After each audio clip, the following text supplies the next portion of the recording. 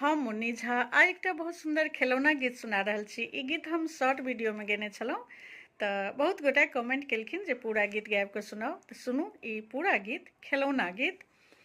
भतीजा जनऊ में भैया लियोने एला, भैया लियोने एला, चलू बाहिनी अपनी घरी परोजन रे लालनी माँ।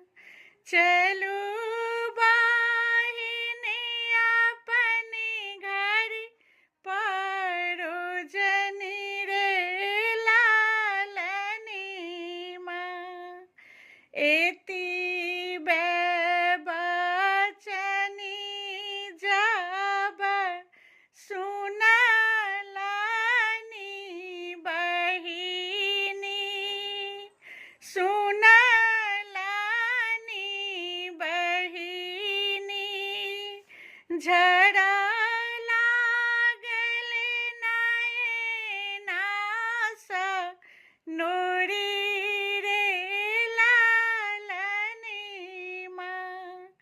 झरा लागल नयना सँ नोरी रे लालनी माँ।